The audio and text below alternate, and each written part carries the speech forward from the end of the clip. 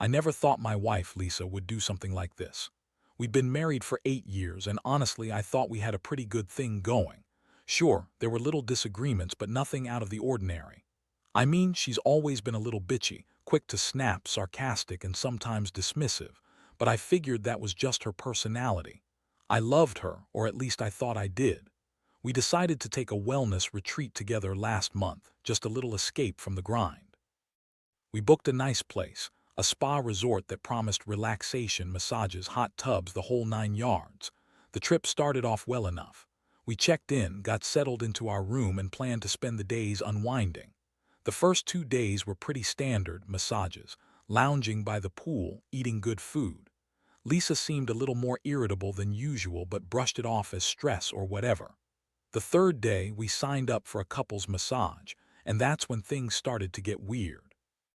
I remember lying there feeling relaxed while the massage therapist, Jake, worked on my back. I could tell Lisa was getting a massage too, but I kept glancing at her, noticing she kept shifting, fidgeting. She was acting strangely, more distracted than usual. Then I noticed her phone kept buzzing. She'd glance at it quickly, hide it when I looked her way. I tried to ignore it, thinking maybe it was just work stuff or a friend texting her, but something about her behavior didn't sit right. She was more tense, more guarded. After the massage, she snapped at me for no reason, which was typical for her, but this time it felt different. It was like she was hiding something. That night I decided to check her phone. I've always trusted her, but I couldn't shake the feeling that something was off. I didn't find anything incriminating at first, just some texts from her sister, a few work emails. Then I noticed she had deleted some messages. Curious, I scrolled through her deleted folder, and what I saw made my stomach drop. There were texts, flirty, suggestive, talking about plans to meet up, explicit stuff. I froze. My heart started pounding. I could see the names: Jake, the massage therapist's name, being mentioned. They were talking about seeing each other again, the special technique, all kinds of shit that made it painfully obvious. I felt cold, but also this overwhelming rush of anger and betrayal. How could she do this? After all these years, after everything we went through, I couldn't believe she'd cheat on me during a damn wellness retreat of all places.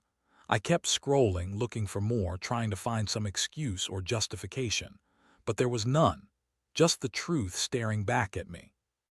Lisa had been screwing around with Jake, the guy who was supposed to be helping us relax but ended up betraying us both.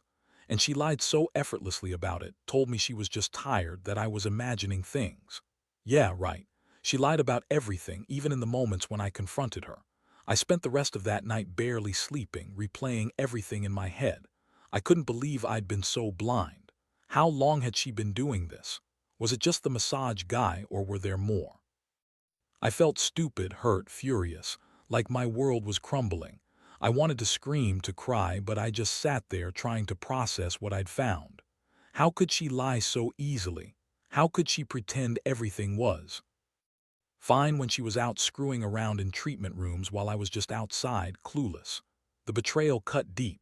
It wasn't just the fact that she cheated. It was the lies, the deception, the complete lack of respect. I trusted her with everything, and she threw it all away for some quick sex with a stranger. I knew I couldn't let this go, not without confronting her. But I also knew that from here on, everything was going to change. The next morning, I woke up feeling like I'd been hit by a truck. My mind was racing, and I couldn't focus on anything except what I'd seen the night before. I kept going over those messages, those damn texts from Lisa and Jake. It was like a punch in the gut every time I thought about how she'd been lying to me, pretending to be all innocent while she was in some treatment room getting her sex fix. I'd never felt this betrayed in my life. She was still sleeping when I got up, but I couldn't look at her without feeling this incredible rage boiling inside me. I decided I needed to confront her right away. I wanted to hear her explain herself, see if she'd lie her way out of this again, or if she'd finally admit what she did. I went into the bathroom, grabbed my phone, and dialed her number before I even knew what I was doing. The line rang twice before she answered, voice still groggy. "Hey," she mumbled. I took a deep breath. "Lisa, we need to talk now." She hesitated. "What's wrong?" "You know exactly what's wrong. Just get out of bed and meet me in the lobby. I'm not doing this here." She finally sat up, annoyed tone creeping into her voice. Fine, whatever, I'm coming. I hung up and waited, my stomach knotting tighter than ever. When she finally came out, dressed in her usual bitchy attitude, I couldn't hold back. I laid out everything I found, the texts, the deleted messages, the fact that I knew she'd been screwing around in that treatment room. Her face twisted into a sneer like I was the one making a scene for no reason. Oh, please, she snapped.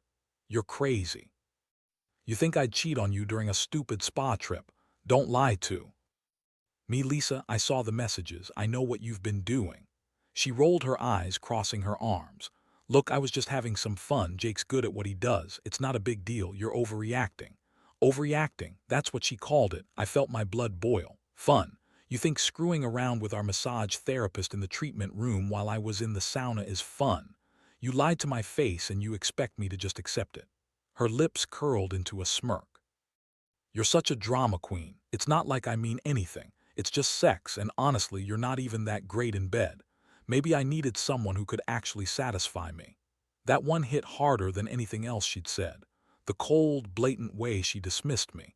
I felt my hands trembling with rage. It was like she was trying to push every button, make me feel small and insignificant. But I wasn't going to let her get away with this. Not anymore. I told her I needed some time to think. I grabbed my keys and left the hotel, walking out into the sunlight. Feeling numb, all I could think about was how she'd lied, how she'd betrayed me, and how I'd been so blind. I knew I had to come up with a plan. I couldn't just let her get away with this. She needed to pay for what she did. And I wasn't going to do it quietly. If she wanted to screw around, I would give her a reason to regret it. I just needed to figure out how to do that, how to make her feel the pain she'd inflicted on me. That's when I started to plan how to turn her betrayal into my revenge. But I wasn't ready to act just yet. I just wanted her to feel the weight of what she'd done, and I knew I had to be patient. The hardest part was knowing that everything I believed in was shattered. That my wife, the woman I trusted implicitly, had been lying to my face, sneaking around behind my back with some guy who was supposed to be helping us relax. It wasn't just about the sex anymore. It was about the principle, about making her pay for her lies. She thought she was untouchable, that she could do whatever she wanted, but I was about to prove her wrong. After a few hours of wandering around that morning, my mind kept circling back to what I'd seen and what I knew. I couldn't sit still, so I decided I needed more proof, something concrete that I could hold over her head, something that would force her to confront what she'd done. I wasn't just angry. At this point, I was hurt, humiliated, and feeling like I'd lost the woman I thought I knew. But I also knew I couldn't just lash out without thinking. I had to be strategic if I wanted her to understand she'd crossed a line. So I started digging. I remembered she had her laptop in the hotel room, and I thought maybe there'd be more evidence there. I slipped into our room and carefully opened her laptop, quiet as I could, not wanting her to catch me. I went straight for her email and messages, digging through everything she's been hiding. I found more than I expected. A string of flirtatious emails with Jake, confirming they'd been meeting up more than just the massage room. There were even photos of her, half-naked, smiling, like she was having some kind of affair with him. I felt that familiar sick feeling in my stomach again, but I forced myself to keep calm. What really pushed me over the edge, though, was the video she had inadvertently left open on her browser. It was a recording from that same day, from the treatment room. I didn't know she was recording, but I could see her moaning softly, her face flushed. Jake was in the frame, too, his hand all over her. The whole thing played out in my head, and I realized then I had enough to destroy her. I could go public, I could ruin her reputation, or I could use it as leverage to make her suffer. Either way, she'd pay. I knew I had to act fast. I printed out some of the emails, saved the videos, and made a plan to confront her again, this time with everything out in the open. I waited until she came back from breakfast, trying to look calm but feeling like my insides were clenched in knots. When she saw me waiting, she raised an eyebrow, a smirk playing on her lips like she had no idea what I was about to do. "Did you find what you're looking for?" she asked, voice dripping with sarcasm. I didn't bother with pleasantries. I slammed the printouts on the table, then held up the videos on my phone. "You want to explain this, Lisa?" She froze for a moment, then tried to brush it off. "Oh, it's not what you think. Jake was just giving me a massage and stop with the lies. I cut her off. I saw the videos, I saw the texts. You've been screwing around with him for weeks. How could you lie to my face about it? Her eyes narrowed and she scoffed. God, you're so fucking paranoid. I told you it was just a bit of fun. You're making a huge deal out of nothing. Nothing, I repeated, voice rising. You were in that treatment room with him, pretending it was some specialized technique while I was sweating in the sauna, completely unaware. Do you even hear yourself? You're a fucking cheat, Lisa. She started to cry, but it was a fake, manipulative kind of cry. You're overreacting. You always blow things out of proportion. I don't know why you're making a scene over this. It's not a big deal. I still love you. That was the moment I realized she was lying through her teeth. She didn't love me. She was using me, playing me for a fool. My hands clenched into fists, and I felt the rage boiling over. I wanted to hurt her, to make her see just how much she'd destroyed. But I also knew I had to stay in control. I told her I needed some time to think, and I left the room, leaving her standing there, red-eyed and defiant. What came next was a blur of late-night thoughts and plotting. I wasn't going to let her get away with this. Not without consequences. I knew I had her on the ropes now, with proof in hand, and I was planning my next move. I couldn't believe I'd trusted her all these years, only to find out she'd been screwing around, literally, while I was just trying to relax and enjoy a peaceful trip. I felt completely betrayed, but at the same time, strangely relieved that I finally knew the truth. She'd been exposed, and now she was going to have to face the fallout. The days that followed were some of the hardest I've ever experienced.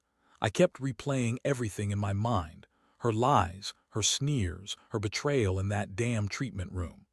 The worst part was the way she kept acting like I was the crazy one, like I'd blown everything out of proportion. Every time she shot me that bitchy look and tried to pretend it was all just a misunderstanding, I felt the last thread of patience I had slipping away. I knew I couldn't let her think she was getting away with it. I had the evidence, and I was starting to plan how I was going to use it. I couldn't just confront her again and hope she'd come clean. I had to do something more calculated, more painful. I decided I'd record our next conversation, catch her in another lie, get her to slip up, and then use that as the final nail in the coffin. One evening, I set up my phone in the bedroom to record as we talked. I was determined to hear her try to deny everything again, to see if she'd slip up and admit it. When she walked in, all confident and bitchy, I acted normal, calm, but with that simmering anger beneath the surface. "So what's your next move?" she asked, smirking. I looked her straight in the eyes and played it cool. "I just want to hear you say it.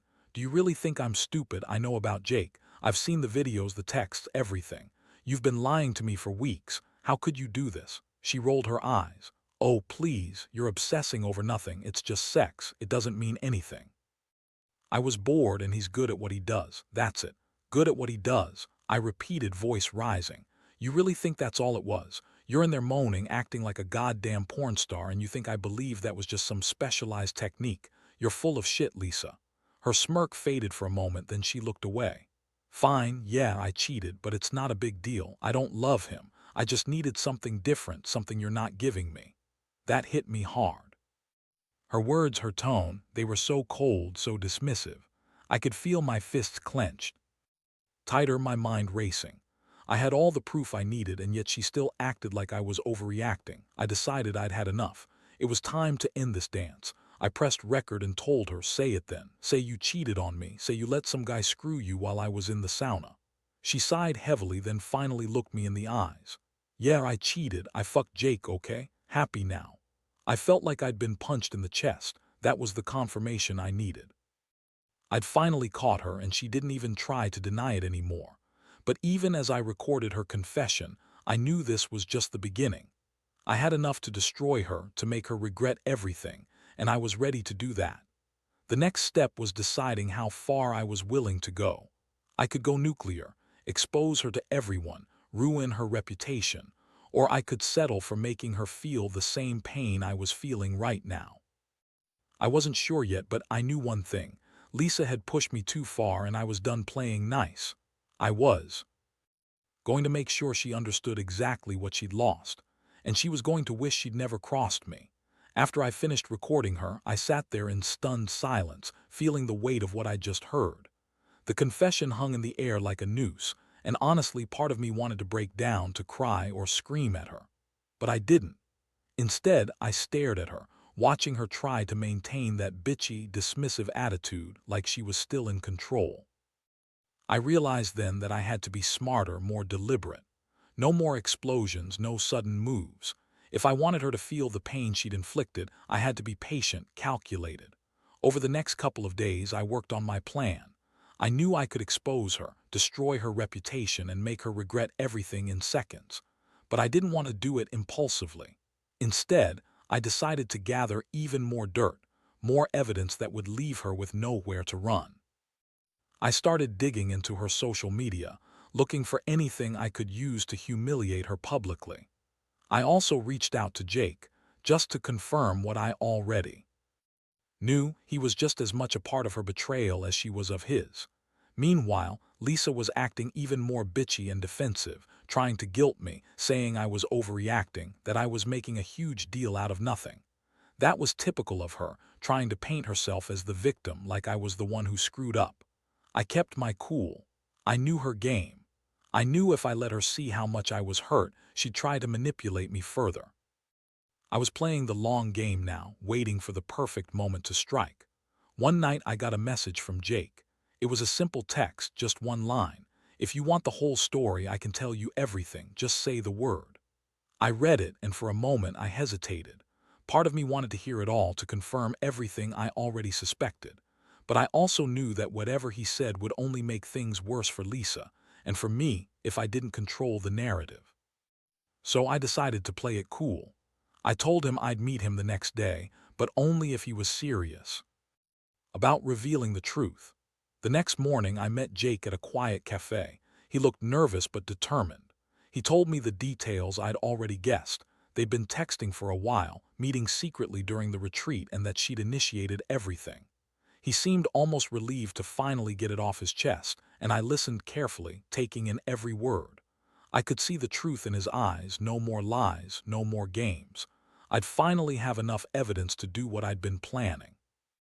That day I went back to the hotel, loaded the videos, texts, and Jake's confession onto a flash drive. I wanted everything in one place, ready to be used when the time was right. I didn't want to rush. I had to make sure she saw the full scope of her betrayal, that she understood she'd pushed me to the brink. Once she realized I had everything, I was going to confront her again, not with anger but with certainty. She'd regret ever messing with me. By that evening I was ready. I sat her down in our room, laid out everything, the videos, the texts, Jake's confession, and I watched her face twist in disbelief, anger, and panic. She tried to deny it, to pretend she was innocent, but I had her cornered. She was exposed, and she knew it. That's when it hit me. I wasn't just going to walk away from this. She was going to wish she never crossed me. I'd finally turned the tables, and she was about to learn a lesson she'd never forget. Seeing her face twist from defiance to outright panic was almost satisfying, but it didn't bring me relief, only a hollow coldness inside. I had her cornered now, and I let her stew in that moment. She kept trying to deny it, throw out some half-hearted excuses, but I wasn't buying any of it. The evidence was irrefutable. Her lies, her manipulation, everything was laid bare. She finally broke down, crying bitter tears, screaming that she was sorry, that she didn't mean to hurt me, that it was just a stupid mistake. But I didn't believe her. Sorry didn't undo what she'd done. Sorry was just words, empty and useless now. I looked at her and realized that the woman I thought I knew was gone, replaced by someone selfish and careless, someone who valued her pleasure over our marriage, over my trust. I told her it was over, not just because of the affair, but because I couldn't trust her anymore. I didn't want to be married to someone who lied, cheated, and disrespected me so blatantly. I said I needed time to think, to figure out what my next step was, because I knew this wasn't just about her cheating. It was about rebuilding myself after everything she'd taken from me. In the days that followed, I moved out of the house. I needed space, clarity. I started seeing a counselor, trying to process the hurt, the anger, the betrayal. But even through the pain, I felt a strange sense of empowerment. I'd finally taken control of my life again, even if it meant starting over. I knew I'd be okay, that I'd rebuild what she'd tried to destroy. Looking back, I realize how much I learned from this. Trust is something fragile, and once broken, it's almost impossible to fully repair. But what hurts the most is how Lisa dismissed our years together, thinking she could just cheat and lie her way out of it. She underestimated my strength, my resolve.